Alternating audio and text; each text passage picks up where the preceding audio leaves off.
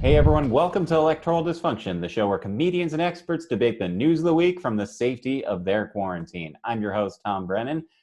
We record these on Saturday afternoon, so I just want to let you know, as of this recording, as far as we know, Kim Jong-Un is still alive. Latest reports have him potentially in a coma, persistent vegetative state after a stent procedure. So on behalf of the entire Electoral Dysfunction family, we just want to say to all the family, friends, loved ones of Kim Jong-Un who haven't been executed yet, you're in our hearts today. We got a great show for you today, wonderful panel, so I'm not going to waste any more time. Ned Thorne, let's star wipe us to the guest. Joining us now for a look at the economic ramifications of the COVID-19 crisis is entrepreneur Geoff Grimwood. Geoff, it's an honor to have you and a pleasure to see you again. How are you? Great. Tommy, great to see you, man. And yeah, an honor to be here. I admire your deft pivot to this new medium and this, and we're all swiveling, we're all juking, we're all trying to dance on the log jam, and it seems like you're coming out on top, my man. I appreciate it. Well done. Congratulations. Doing my best. It's a big time for pivoting. That's what I'm told. And in a friendly way, I want to just put a little finer point on my introduction. It's fair and true, absolutely, to refer to me as an entrepreneur. That's definitely the wheelhouse of what I do, but it's a little more specific section of the wheelhouse, one that I'm kind of working on I've kind of created on my own, and I have no proprietary rights to, and I'm hoping, honestly, that it becomes so widespread that everyone's doing it, and it's a term everybody knows. But let me introduce you to the world's first Response-Preneur, which is what I'm doing and what I like to call what I'm doing. Response-Preneur. I like that. What is that? No, so what is a Response-Preneur? In business, when we think of entrepreneurs, we tend to think of, those go-getters that you see in stock photos, or those monsters with steel hands who crush the working people under their fist. What's a Response-Preneur doing? How's that striking the balance? It's a wonderful setup. Thank you, Tommy. No problem. That's what I do. Basically, now, what oftentimes people, if they hear that, they think the kind of thing that we've actually all heard a lot of, which is, oh, this must be somebody who's trying to do business in a responsible, thoughtful, maybe an environmentally safe kind of way. And honestly, no, because that's being done. Plenty of people are doing that. Plenty of companies are claiming to do that. And plenty of companies are actually, generating everything they generate, doing all of their side of things in a responsible way. Climate. Yeah. Climate doesn't need any more help.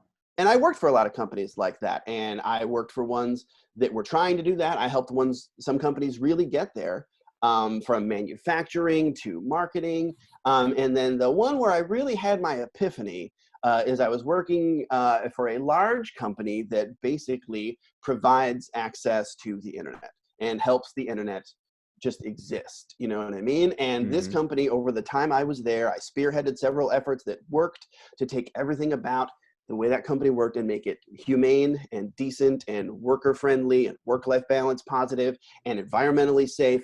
And everything that we did to generate this product that was internet access was impeccable, beautiful. Wow. Sounds really forward-thinking. Well, you'd think so, except I made maybe the mistake or maybe the miraculous good fortune of thinking a couple steps further than the front gate. And as I realized that everything we were generating, that once it left our building, as it were, and became the internet and was in the hands of the consumers, people were doing awful things with it. I don't have to introduce you or anyone to the fact that once the internet is in the hands of these monsters on Earth, it brings out our worst selves and horrible things. Yeah, I mean, we're doing this on Zoom. Yes, thank you. I dedicated myself to becoming a Response-Preneur who doesn't just do business responsibly. I do business that only supports and furthers responsible behavior. Wow. All right. So how's that working in the underneath the COVID-19 pandemic? See, it was going great. Yeah, it was going great. It was going great. And then since all this COVID-19 situation began, it's been tough, Tom. It's been difficult. At the dawn of the COVID-19 era, I was in charge of my first real Response-Preneur business I went into was about as innocuous as it can get. I was investing in and providing and manufacturing and distributing 2 products that no one has ever done anything bad with except maybe on, a Halloween prank. I was running an internet global business called the Wipe House. I'm a sucker for punny names. This was the Wipe House. Yep. And we sold 2 things, Tom. We sold toilet paper and we sold disinfectant wipes. Ooh, yeah. And I noticed an incredible surge in sales, which I thought was awesome. But I noticed an incredible surge in the number of people who were buying our products. Yeah. All of a sudden, we're selling 20 times as much to 1/100th of the people. It was happening. People were hoarding. People were just filling up storage units and price gouging. It was like trying to beat Ticketmaster in the era of scalpers, So I had to get out of that sector real quick. I shut it all down. I liquidated. I gave away the stock, and I got it, But I had to get out of there because by just selling these innocuous items, I was helping people do awful stuff. So I got out of that. Well, I see here that next up you invest in a picnic blanket consortium. That's nice. Mm-hmm. I figured, hey, okay. And these are recycled blankets, all made out of recycled material. Exactly. Take it out of the landfills and get it into the, tailgates of the minivans of families who then promptly would take them out to the local park and have, big sit-ins, and they would just party it up and make things so much worse and have literal, COVID blanket parties as though they were bringing back the Confederate and, the Old West, and they were, it was like smallpox, but on purpose all over again. So I got out of that sector, Tommy. I had to, that was a mistake. Is it true, I don't want to interrupt you, but is it true that Pick-a-Nix, which was the consortium that you co-owned, that 90% of their blankets were used for the Liberate protests in Michigan State Capitol last week? I also had a bit of a sideline in poster board and Sharpies that I was going, and I was noticing enormous spikes in sales in Michigan and Colorado, and so I had to get out of that sector, Tommy. I had to get out. Was that markups? Mm-hmm. Oh, that was you. Yeah, that was markups, and then its sister site, which was really the same business, just with a different marketing branding scheme called on your markers get set. And that one was so so at this point in time I realized that the US situation was changing a little too fast for me. So I said, you know what, let me just back up, let me zoom out. I took a couple of long walks by myself with the mask on and some gloves. And I said, what's something that predates this? It's always been a problem that, maybe no one's paying enough attention to anymore because we're all so focused on this real problem. And I thought, what's the silent killer that no one cares about anymore? Malaria. Oh, no.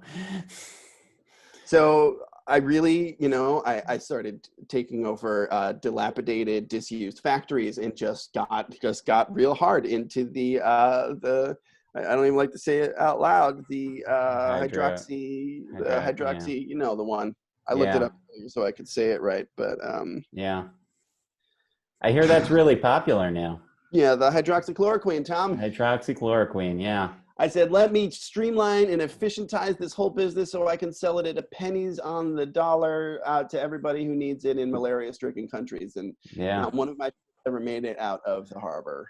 Yeah, I hear they're doing real big out in Suffolk County, though. They're selling it at the Trump golf courses. Well, entrepreneur Geoff Grimwood, your heart's in the right place, and I think that's what matters most. I'm thinking now that at this point, this many weeks into shelter in place, people are going to start to need haircuts. Maybe I could get into hair clippers so people can shave their. Yeah. Maybe you gotta just come up with a direct market mechanism and just sell to the stores. I don't know, Tom. All right. There's really only one thing that I know that everybody needs, but it's got a bad history of misuse, as it were. Oh boy. Well, entrepreneur Geoff Grimwood, Response-Preneur Geoff Grimwood. I just want you to know that you okay? Anything else you want to plug, or just at this point, why bother? I mean, I had an online ammunition store. All right. Response-Preneur Geoff Grimwood, thank you for being with us. Ned Thorne, start wipe us over to the panel. Joining us now is our panel. Please join me in welcoming all of them. We're very happy to see you all. First up, he's a very funny comedian. You can buy his album Black Gentrifier on Bandcamp and iTunes, and find him on Facebook with his show DTF, Darryl and Timmery Fun Hour. Darryl Charles is here. Hey, Darryl, how are you? Hello. Hi. Good. It is good to see you. Brilliant writer and activist. Follow her on Twitter at Gotham Girl Blue. Kaitlyn Bird back with us. Hey, Kaitlyn. Thank you. Hi. Another wonderful comedian, and we won't hold this against her. Former fundraiser for Jeb Bush, but you can find her every Tuesday night with Aunt Darla on the Magnets Twitch channel. At Ann W. Herberger is with us. Ann Herberger. Hey, Ann. Hi, guys. Hello, Ann. Another very funny comedian, host of the Left and Correct podcast. Follow her at Adrian_Sexton on Twitter. Adrian Sexton. Hey, Adrian. Hi. Good to see you. And, of course, editorial columnist for the New York Daily News, my buddy, my pal, my lifelong chum, Robert George. Hey, Robert. Hey. So, as we come on air, it is still not officially determined, but it is looking very likely that Kim Jong-Un, Supreme Leader of North Korea, 36 years young, may have died. He had allegedly, Japanese media is reporting that he has died. It's somewhat in debate, but he went in for a stent procedure and is at least allegedly in a persistent vegetative state right now. What do we think? Kim Jong-un, this could be it. Could be it. Well, I actually thought, isn't North Korea kind of a persistent vegetative state? If you kind of think about it, I'm just saying, it's been that way for going back to his grandfather, who basically turned it into the horrible state that it's been in since 1948. So I have no sympathy if it's true that Kim Jong-un is dead. I have absolutely no sympathy for him, given he, like his father, has managed to starve his people and is kind of a force for evil in that section of the world. And it looks like his sister, I guess, is going to be succeeding him. So yeah, the next person up, I believe, is let me find the name, Kim Jong, I believe. Let's pull that up just to be sure. Yeah, the next in line would be Kim Yo-jong. I apologize to her. Kim Yo-jong, who is currently in charge of in charge of the propaganda apparatus of North Korea and considered one of the most feared people in the country. So those of you keeping score at home, number of women who have been United States presidents, 0. Number of women who have been Supreme Leader of North Korea, maybe up to 1 as we speak right now. Higher, really turn more things around. women dictators. Yes. Oh man. You go, girl, dictator. I'm fascinated to see how that goes. Equal oppression. But I think, Robert, you talk. Sorry, go ahead, Kaitlyn.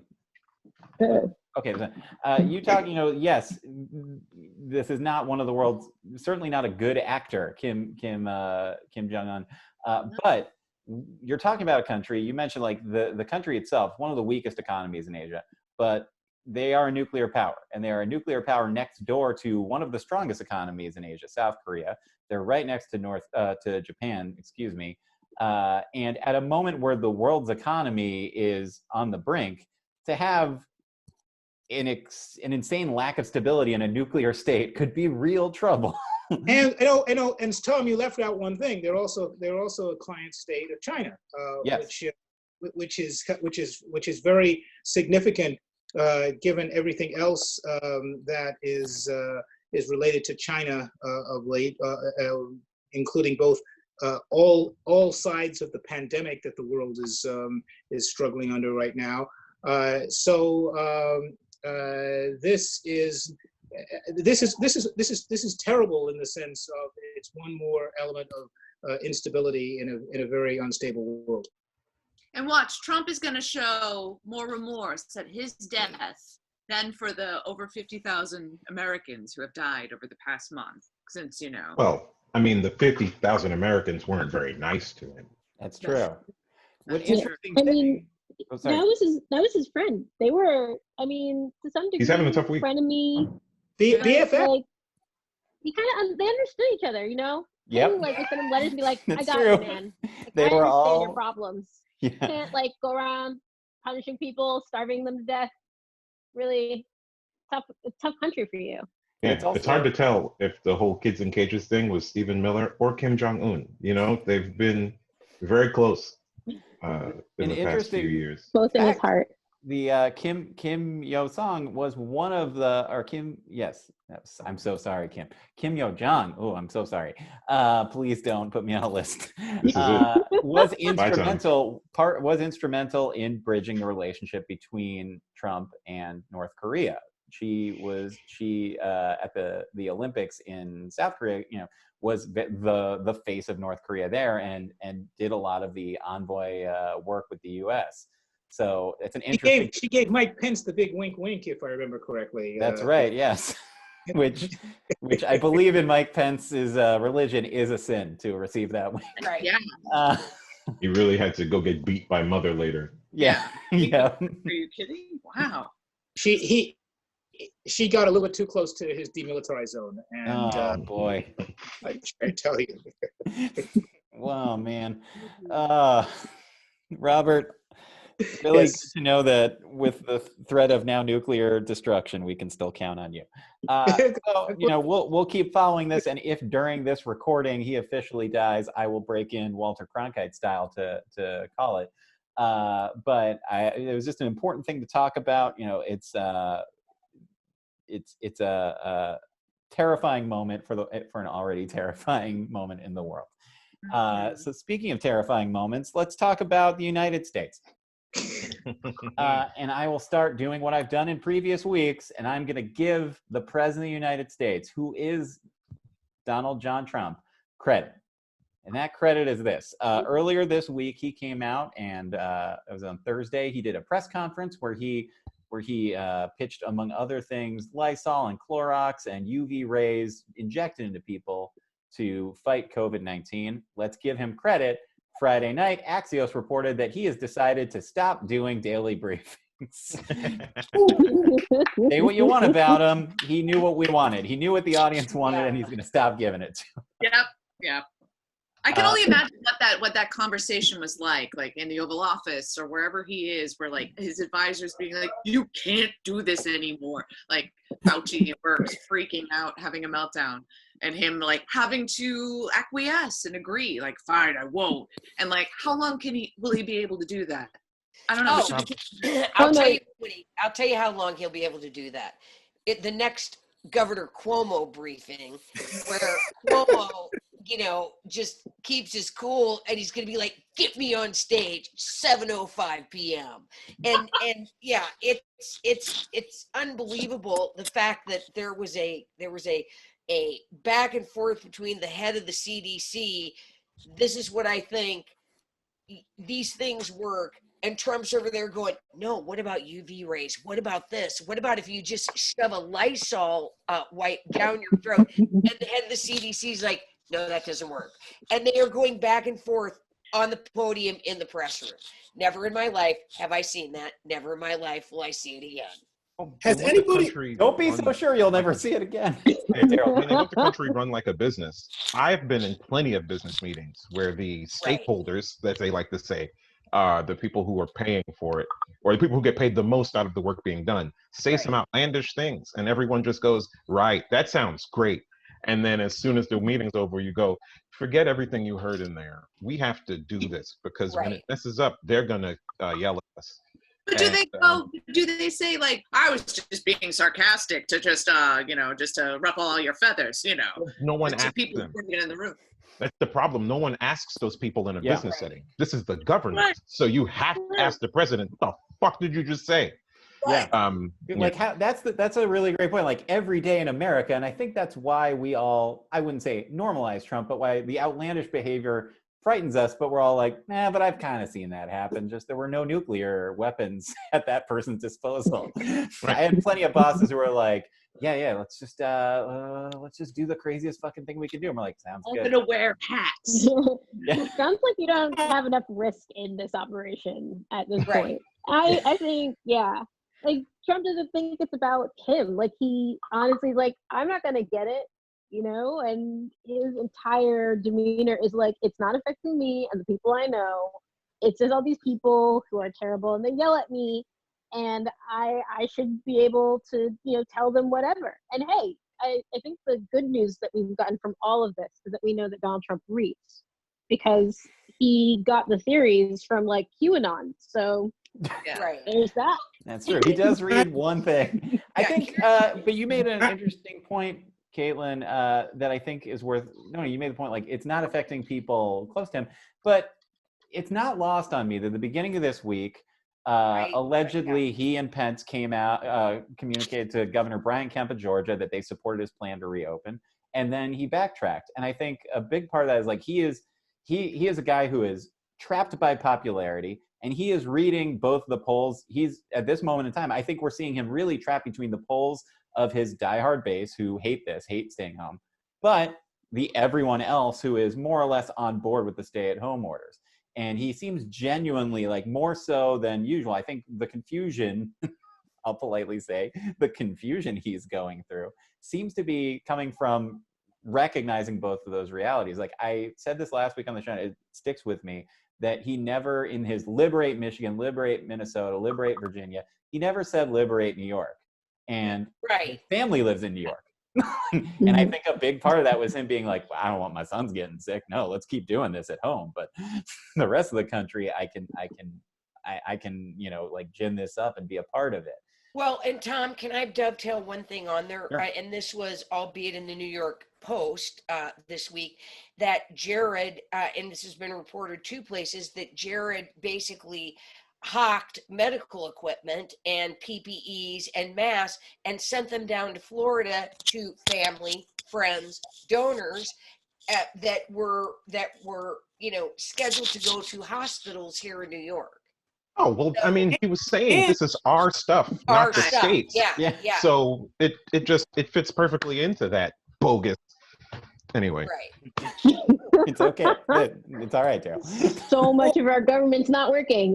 So much of it does so much important stuff, and it's like finding out that if you, like, pinch your arm long enough, you'll, like, cut off your blood flow, and, like, really bad things happen. You're like, wait, what?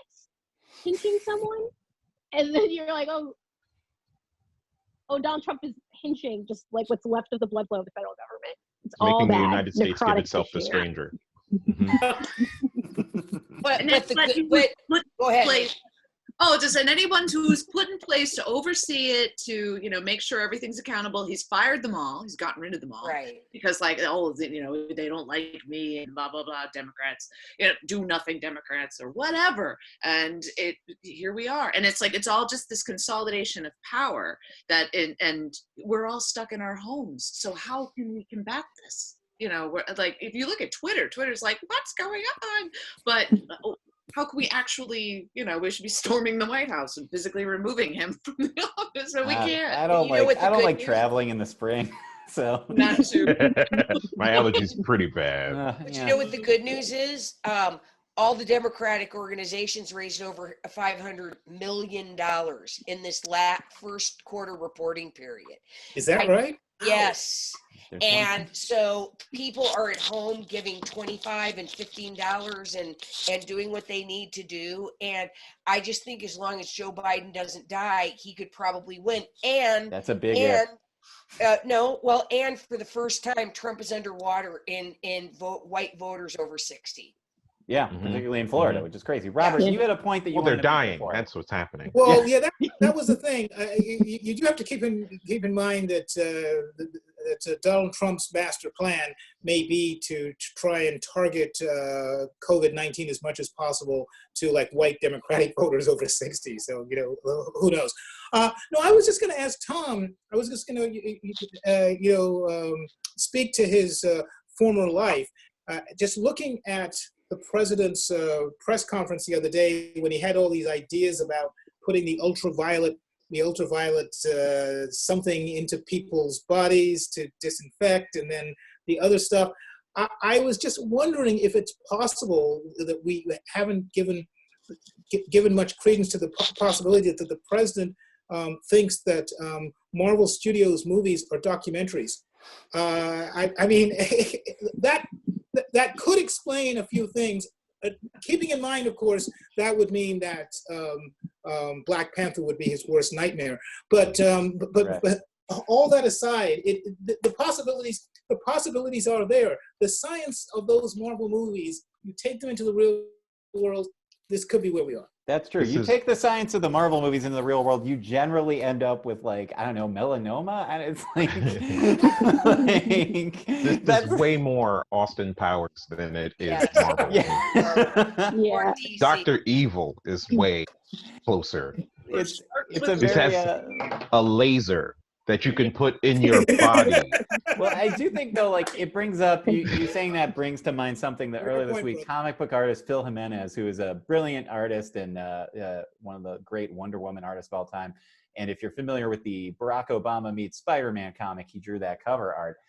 Phil Jimenez brought up a point that I loved, which is on his Twitter page, that storytellers have worked so hard to create real justifications for the villains and give them, like, make them three-dimensional, make them really grounded, make you understand their point of view, because that was supposed to be more realistic. And now we're living in a real world where the villains are like, yeah, this virus might kill a lot of people, but what about the economy? Like, we're learning that in the real world, like, you know, Lex Luthor doesn't need to be the child of parents who didn't love him that much, who really struggled to see if man could be eclipsed by Superman. He could just be like, I know doomsday's coming, but again, the economy. I mean, like, a lot of jobs in rebuilding Metropolis. Am I right, guys? High fives. More important things than living, okay? That's, as Lieutenant Governor Dan Patrick of Texas said, there are more important things than living. It did remind me of ahead, Michelle Obama, and when she said, like, the people in these rooms aren't as smart as you think.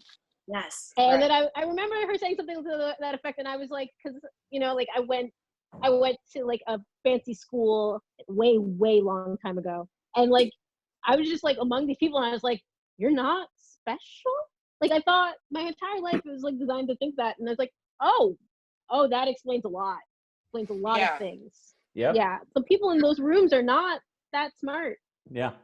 The people, like, it's amazing what being a white guy with a navy blue blazer and khaki pants can get you in this world. Let me tell you. Absolutely. Look, I just pretty think much in anywhere you need to be. It's the free market. I don't know why y'all are complaining. Maybe you need to work a little harder. True. Stop. That's true. All these complaints, it's just jealousy. What you're talking about is class warfare, and we all know where that's going to lead, to a communist utopia. Please start burning things. All right, that doesn't take anything away from this. But let's talk for a minute about, and last night we did a show with Philly Improv Theater, and we were talking with Mike Udell, who is one of the chairs of public health at Drexel University's public health schools. And he was talking about the Lysol thing that was brought up, and how there's actually a history to the idea of Lysol being peddled as a wonder cure. Like, in the turn of the century, it was pitched as birth control. Or bleach was pitched as birth control. Right. And it'll work. Because you don't have a uterus. I don't know if it worked. I'm not an expert on that period. They developed speculums. They developed bleach. Wow. Okay. Nope. Look, if there's a place to not go, it's back at the turn of the century between 1899 and 1900. It was literally a douche. I mean, that was what we're trying to doing it. I mean, we're not talking Donald Trump douche. We're talking literally a douche. Yeah. But where, Robert, you had an almost reasonable reason for why I almost called him Robert George, why Donald Trump pitched this idea, or at least you walked us through the thought process, and I think it's important here. So walk us through the thought process again. We're going through Donald Trump's thought process now. Everyone, just keep your arms at your side, keep a buddy. We'll get out of this as quick as we can. Not drinking yet. So anybody who's watched those briefings knows now the point where after Donald Trump has babbled about something, Mike Pence comes up and says, well, the coronavirus task force met today and we did da-da-da-da-da-da. So they usually meet sometime in the middle of the mid to late afternoon, 4 o'clock, 5 o'clock, something like that. Sometimes the president comes in and joins them. And apparently, I guess this was Thursday where they had the thing meltdown. He goes in and joins them, and you've got a DHS official there who is explaining how, and this is stuff we've known, but it's always good for a reminder that in the summer, when the sun is out, let's just say you're walking by a car and you sneeze and your sputum gets onto the car door, and then the car owner comes by and puts in his key and touches the door handle, and he may have gotten some coronavirus stuff on it, and he touches himself and he gets it. That's because the coronavirus can stay on a hard surface like that for several hours. But if it's in the sun, it breaks down a lot faster, like within half an hour or so. So that's what the presence of the sun, ultraviolet rays, does to the coronavirus. Separately, we know, because we've been told to wash our hands all the time, that disinfectant breaks it down very, very, very, very quickly. So the DHS official reminded people of this in the press conference, and then the president decided to jump in and started spitballing, I guess is the best interpretation of this. Pulling things out of his ass. Yes. Yeah. Or in this case, maybe putting them in. Who knows? That was good. Nice work. That was a solid wordplay for Robert. Nice job. I'm going to give it to you. So he started to spitball about the idea of, well, maybe we can put some kind of like an ultraviolet implant in and use that to disinfect, and then that part is not as completely and totally crazy as people can think. It's more implausible than crazy. Because you can actually treat like blood plasma with various radiation and put it into somebody's body and for various reasons. Where it really went into cloud cuckoo land is where he started to like mix that part of what the DHS official was saying with the disinfectant side of it, and started using this language of disinfecting the lungs because that they get cleaned out, and so naturally people started making him sound like, doctors are talking about putting disinfectant into people's bodies to clean out the lungs where the coronavirus might be, and the next thing you know, Lysol is putting out press releases on Friday saying, no, please don't drink us. That would be a bad thing. And Axios is reporting that 30 people had to call poison control because they drank bleach. In fairness to the President of the United States, if you do guzzle bleach and guzzle Lysol, it's probably got a 95 to 98% likelihood that you will not die of coronavirus. Oh, right. Well, yep, good. All right, nice work. Okay, I got very nervous there, but you stuck the landing. But imagine being a nurse or a doctor in an emergency room at this time, dealing with COVID patients and having to FaceTime loved ones. I was like, these patients, and then all these new patients come in who've ingested bleach. Yeah. Like, unbelievable. Dude, I drank poison because the president said I should. The president said I should. The president told me to do it. Like he said it's a good idea and doctors are looking into it. So I figured I'd just cut to the chase. Well, Maryland apparently reported that their Department of Health got about 100 calls about people asking about this. And a friend of mine on Twitter said, "Well, isn't it just possible that that could have just been people trolling?"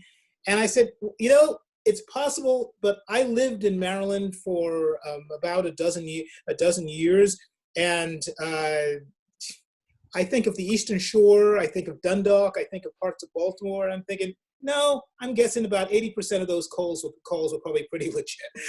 Darryl, you live in Maryland now. Perspective on Maryland. Oh yeah, I mean, well, any state that has a nice liberal city is typically surrounded by Hill people, and the problem is with the Hill people. And I know they don't like being called that, but they can kiss my ass at this point. It's them, and at least the people in Maryland decided to call and ask. I was gonna say, So I like that. applause to those people. I like that they were Gave like, it a shot. well, hold on. Should I drink? Right. I'll call. Imagine this. They called the government for clarity. Yeah, Right. that's progress. Yeah. He's bringing us together in ways that I did not think it would happen. He's making America great again.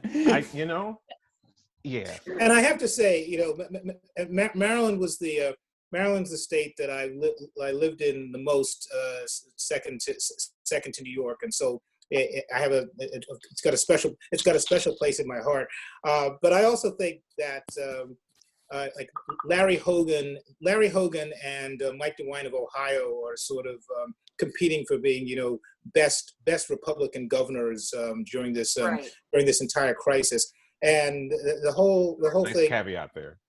Well, I'm just saying, because I mean, Cuomo and Gavin Newsom have both gotten lots of love on the Democratic side, and so I just wanted to show what the Republicans are doing, because I know we're going to talk about some of the worst Republican governors a little bit later on. Ron DeSantis.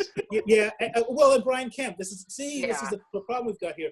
But Larry Hogan is doing a really good job, and he and Cuomo also seem to have a pretty good partnership as the chair and the vice chair of the National Governors Association. And it was just kind of funny that Hogan has managed to get under Trump's skin because he does his job. Lest we feel too confident, New York City poison control calls for bleach and Lysol have doubled after the Trump disinfectant comment, which I just want to wonder what the not double count was. Hey, This is a time for us to insert Staten Island joke. I was about to say, I was like, what else are you going to do on a Friday night on the South Shore? no, Betty, get the bleach. I know we're not going to get the virus. I say that to while you're at it. to justify that North Shore and Mid Island, Staten Island, very nice. It's the South It's Shore, really those just- rooms. It's an excuse given by 13-year-old boys. Like, why does your room smell like bleach? I'm just trying to get Yeah. chlorine, right? Your room smells a little like a I was swimming drinking pool. Clorox. The president told me to drink. In fairness, Stay away from those blankets. I was drinking Clorox. Honey, why are your socks so stiff? The president. The president. Close the door. Well, I mean, the president does have the mentality of a teenage boy. So But anyway, that is a No. New York City a conversation. Son, I want to be sex positive in this house. You can masturbate, but you cannot masturbate because the president told you. Right. No one masturbates to the president in this Upper West Side No. apartments. No one. Oh my goodness. All right. Speaking of masturbating to the president, let's talk about those governors. Governors Brian Kemp reopened Georgia this week slowly. So if you want a haircut in the United States, get to Atlanta right now. Or a massage or a tattoo. Yeah, or a massage or a tattoo. Let's get to, I assume Jimmy Carter's getting Manicures. all three today. You Yeah. gotta head out to A-Town. That's how it's working now. That's right.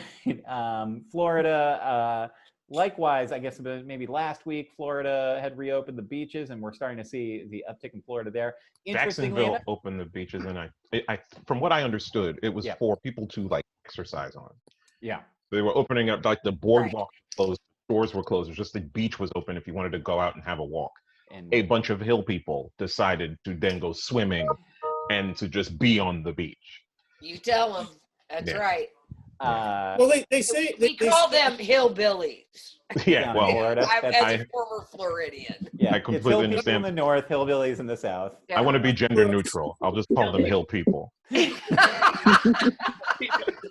Dr. Burks was asked about that, I think, early on in the week, and she did point out that that Jacksonville had one of the lowest numbers of outbreaks, and so she thought that that opening up the beach in a controlled fashion there it was defensible versus, like, say, down in Miami where the Hey, Robert. sorry. Go ahead. No. I love what you're saying, but this is not what I want Dr. Burks to be fucking talking about at her daily briefing. Not whether or not the beach is should be open so people could just meander. I want her to tell me if this thing's coming up again, if we're all going to get infected, am I asymptomatic? Am I safe walking around without a mask? And I want to see what scarf she's got on every day. But I guess it's safe to say, like, it's easy. Nice scarf from Adrian Sexton. Yeah. But there's a fair argument. I think. Oh boy, can't wait to see Robert George's scarf. I'll keep it going though. There is a fair argument to be made that, like, beach in Florida, similar to parks in New York, like, right. Argument for opening these spaces for health purposes. But here comes Robert George with a scarf. Well, it's nice. This is actually my mom. Yeah, this is actually more of a winter. This is definitely more of a winter scarf than your Hermes scarf. Spring scarf. Yeah, I'm really excited to see us get to a world where we have summer scarves. But there's defensible reasons to reopen a lot of your public spaces. I think where the confusion comes, confusion's a polite word for it. And I was speaking with my sister who lives in Houston, Texas, yesterday. Just they're also starting to see pushes for reopenings, even though in Texas and Florida and Georgia, the rates aren't skyrocketing, but it seems like the rates are going up. Like the rates are, the infection rate is going up. And meanwhile, here in New York, we are continuing to be, and a lot of the blue states, and your northern states, some of the ones you mentioned as well, run by Republican governors, Maryland, Massachusetts as well, rates are starting to go down, but we are, as a result, kind of doubling down on these stay-at-home efforts. And I'm curious, like, is it simply a short-sightedness, or is it the put the economy ahead of people? Is it something more insidious that you think pushes this? I think it's I have cousins who live in Jacksonville, and I was talking to them about this, and I was like, I get it, because, like, you live in New York City, right? I live in Baltimore. These places have shitty winters. They're terrible. People stay inside. Springtime is the time that people may want to go out, but for the most part, we know to just stay in. Hunkering down is not the worst thing for people who live in northern states. You live in Florida, you lived in Florida to be outside, right? So that is part of the culture, like just being outside, being at the beach, that kind of stuff. It's going to be harder to stay in place. So I can understand there being more of a push for people going outside where the weather's nice and most of their time is spent outside. So that is something that those governments have to deal with that the northern governments don't. That's why we're a federation of states and not just a one effing government. But, like, still, to do it rationally, I think is the problem. I feel like the Jacksonville people, the mayor of Jacksonville, was like trying to do it in a rational manner, but then you have a bunch of idiots who just want to glom onto something that they heard on a weekly or a daily press conference.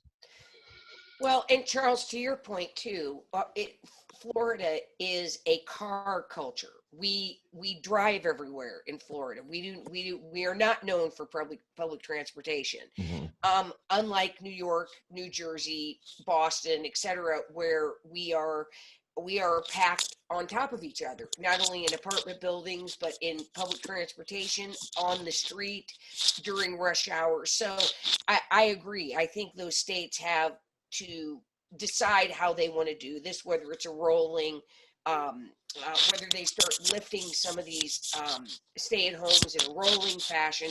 But same with California. They are spread out farther. Everybody's in a car. It's not like what we have to deal with. So totally understand that. Mm-hmm. I think, and I think sort of pivoting off of that point, you know, there's also, it's something we talked about in the show a little bit. The reality and the numbers are inconceivable, and they're inconceivable to us if nothing else than just because we're not, you know, a lot of us aren't literally seeing it, you know. Like we're on track for more Americans dying in this crisis than died in Vietnam. But if you look outside your window, there's just people, you know, walking around. It's not like the sirens and stuff, like, so you know it's happening. You do see the ambulance, but it's not in your face the way it would be in something else. Well, it's like if it were like a different natural disaster, like a hurricane, you can you can look out and see the actual damage. There's a certain amount of like, well, I don't feel sick, so I guess I can go out, which, you know, I sit in my New York City apartment and I'm like, haha, those dum-dums. But flashback 40 days ago when I had to like beg my parents to be like, no, stay home, you know, and they're, you know, Upper West Side elites who, you know, put me in a navy blue blazer and khaki pants so that I could have every door open for me. You know, so like it is a new challenge for people. This week, someone was up for the reopening challenge. The mayor of Las Vegas. My girl! Had a great interview on Anderson Cooper's show where I loved it just because, as much as I didn't agree with her and I find Anderson Cooper charming, there is something I take great joy in knowing that someone who was born into such immense wealth and privilege like Anderson Cooper would have to just physically die on camera like that. Even though I was 100% on Anderson's side, I was like, nice. Oh, look at him. Just look at him having to deal with crazy people that he was born into money that ensured he'd never have to deal with those people if he didn't want to. It's nice. But the mayor of Las Vegas, who is apparently a registered independent, so can't pin this one on the Democrats or the Republicans, volunteered her city to be the control group to reopen.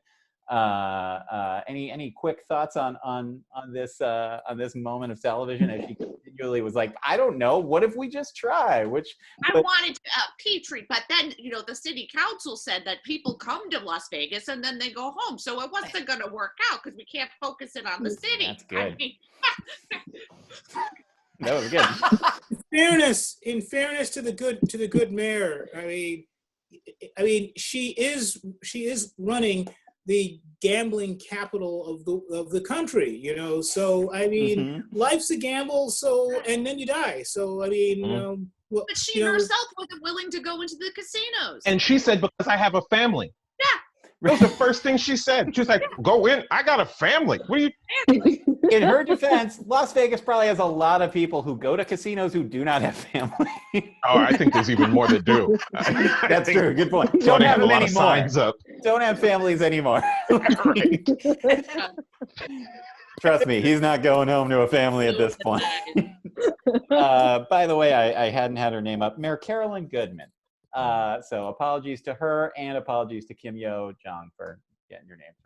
Well, staying in the house. Why are you so sexist, Tom, that you can't remember these good women's names? I mean, what is wrong? I am humiliated. It is, in a way, it is sexist that I would memorize the men I hate, but give a pass to them. It would be more fair if I were cruel to women. You're right, Robert. I'll get on that for next week's show. Yeah, you don't forget Governor Brian, what's his name, from Georgia, you know. I mean, yeah. Yep, Governor, what's his name? Yeah, I mean, it's kind of funny that we went from being Kemp Republicans to, well, not being Kemp Republicans. Yep, that's Yeah. very true. Yeah, Good one, Robert. I don't get it, but I'll allow it. It's Kemp to Brian Kemp. Yeah, Kemp to Brian. Speaking of women, this would not be happening if Stacey Abrams were the governor of Georgia. Ah, It's true. that is true. Yeah. What do you think about that, Robert? Wow. I would look. I'm not one of Stacey Abrams. I'm not a big Stacey Abrams fan, but I would definitely prefer her to be governor at this point than Brian Kemp. So that is definitely true. That's progress, and very brave of you to finally get. By the way, I the don't know. woman who's dedicated herself to expanding voting rights. But go ahead. Sorry, what? I think I've made I think I have made this disclosure before, but it's kind of personal for me down in Georgia, given that I've got family down there. You know, no one important, just my mother, my sister, and 2 nieces. So no, Brian Kemp, not his biggest fan right now. Yeah, for them and Jimmy Carter. I hope that he fixes things up. So let's talk very quickly. We've talked about governors. I want to deviate back up here to the blue states, to New York for a minute, where this week, if you are a far left activist in New York, you had your let them fight moment as Governor Andrew Cuomo came out swinging against Senate Majority Leader Mitch McConnell in a battle of ugly, charmless men who know how to wield power and destroy lives. Earlier this week, Mitch McConnell called on, after the latest stimulus package was passed, then said we need to slow down because we shouldn't just be doing all these blue state bailouts. Blue state bailout, his exact words. Cuomo came out swinging the next day, mentioning the fact that New York pays more to the federal government than we get back. I believe we pay $1 for every $1 we pay, we get 90 cents back.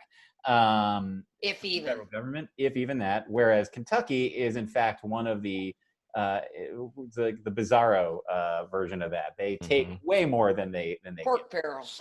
Yeah. And this opened to a debate that I have wanted to see on the national stage for a long time, which is, how many times New York and California and your blue states are derided as liberal elites, and we are. No bones about it. We are out of touch elites, on board, 100%.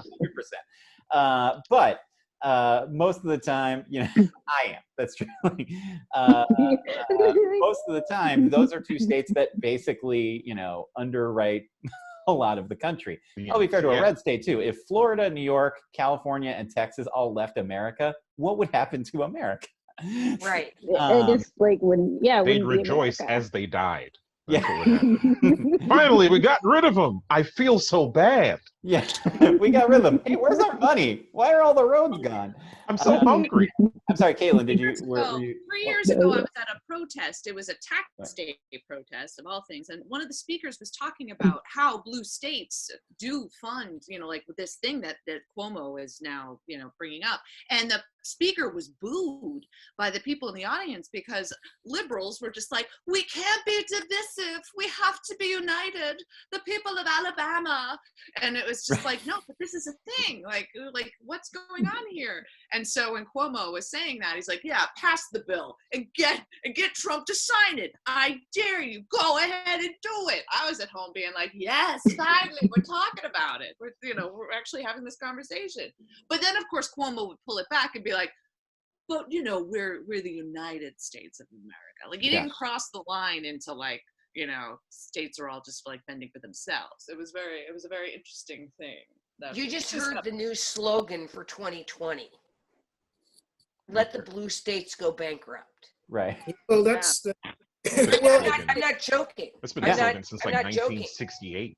Yeah. Yeah. I mean, it's he's the majority leader in the Senate, and either that bill goes through or it doesn't. What we've gotten to, and this is reflective, unfortunately, in terms of what Mitch McConnell is saying, and it's somewhat implied in what we were just talking about before with Jared Kushner, spiriting away the PPEs and stuff like that, and handing them off to politically connected people down in Florida. And what Governor Cuomo and Governor the governor of Massachusetts, Governor Baker, Governor Baker has talked about as well. When states were desperately trying to get ventilators for their own citizens, and the feds were swooping in, and after the states had made a deal, the feds would swoop in, grab the product, and then distribute it themselves. While most of America is committed to social distancing, we have a certain cohort in the country that seems to be dedicated to social Darwinism, and the wealthy and the powerful are able to get their equipment and so forth, and other people are left out. And it's what I fear, and I think Ann will agree with me here. What Donald Trump is doing is, in a sense, making America safe for socialism. I mean, he's making it.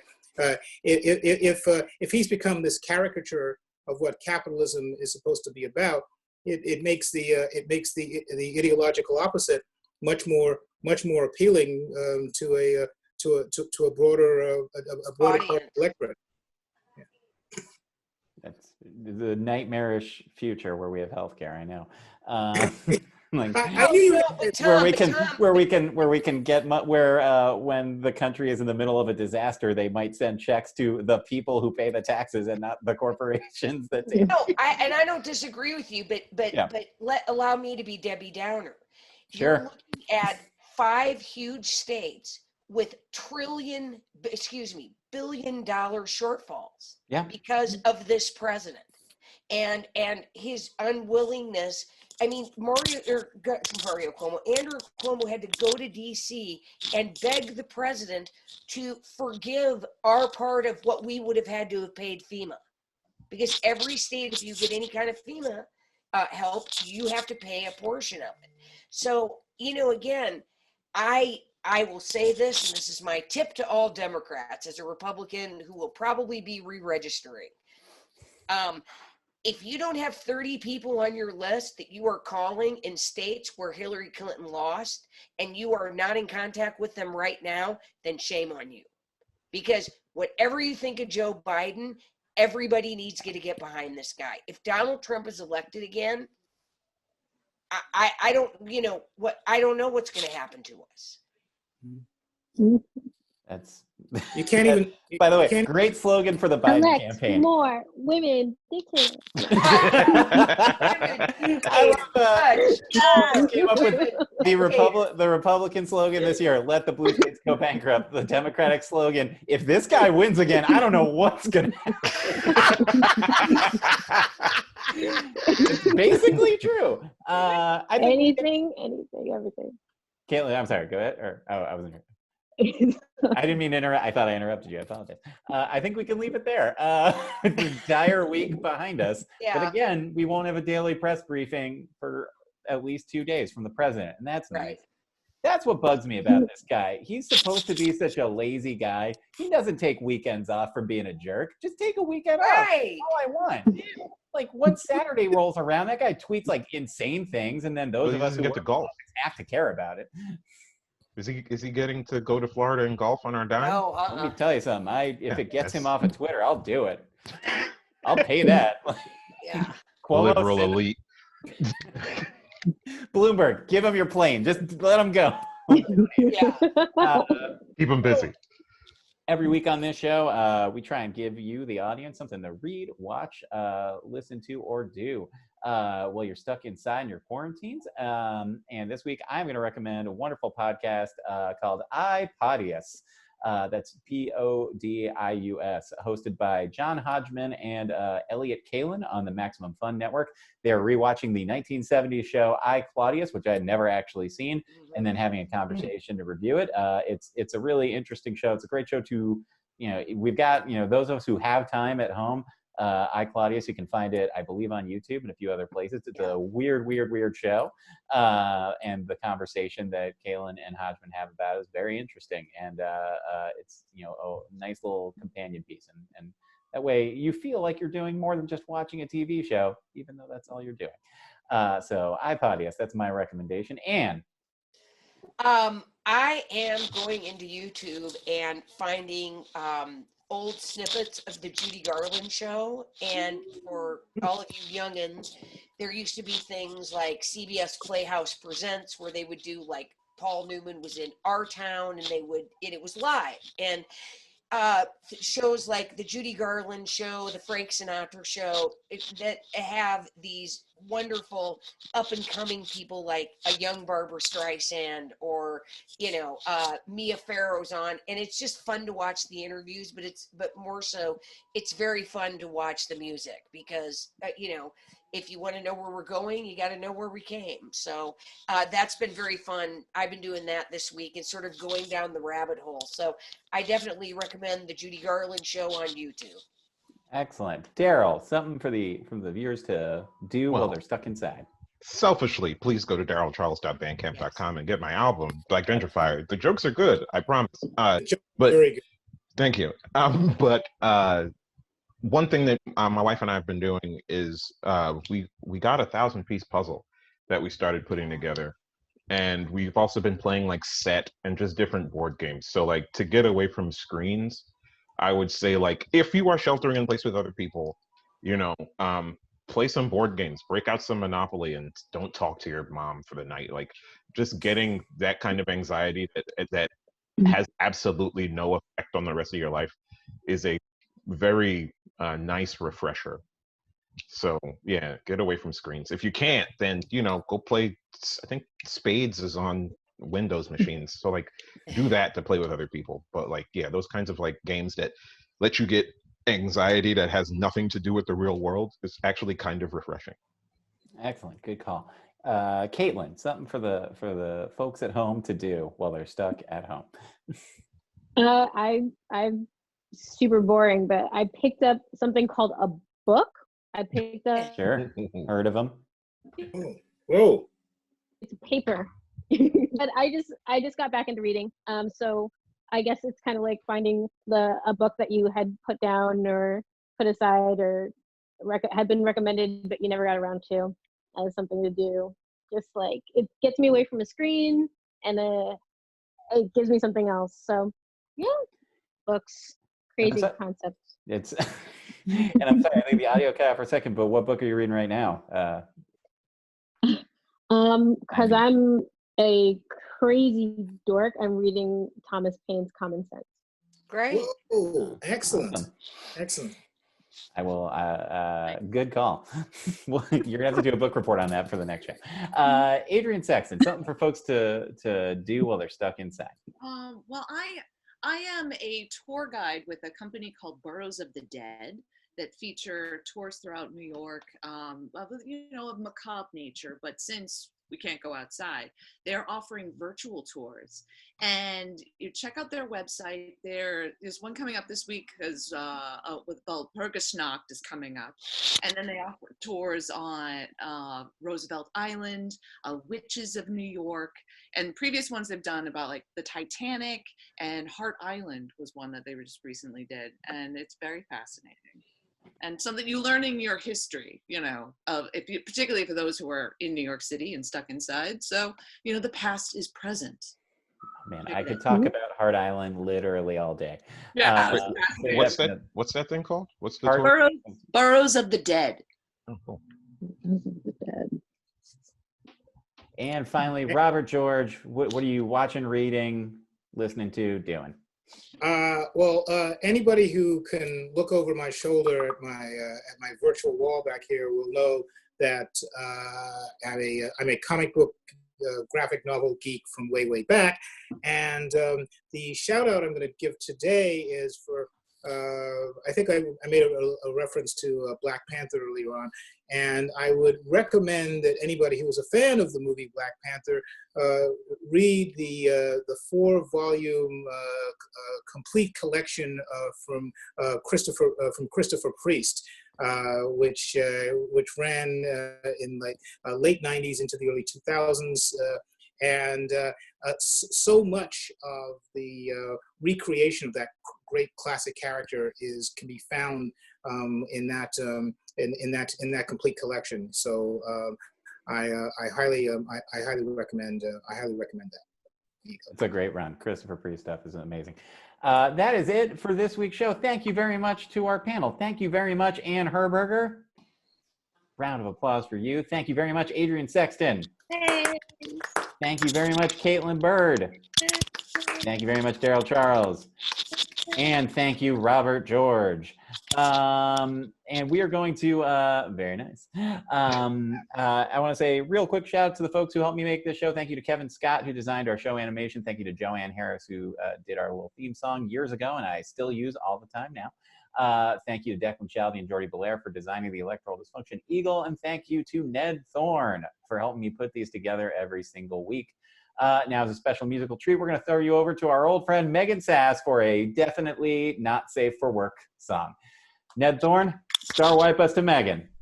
Hey, Electoral Dysfunction. Thank you to Tom for having me back. First time under quarantine. I have written a song for all of the single, lonely people out there. I'm trying to kill time right now where I rearrange the lyrics on my screen because in order to see everything, this is very frustrating. And 5, 4, 3, here we go. Well, you say you're feeling restless, you can't take this solitude. You jump back onto Tinder to improve your attitude. You say it's just one hookup, that it's for your mental health. You ask me for my blessing and I say, go fuck yourself. Go fuck yourself. It's the simple thing to do. If I can do it, you can do it too.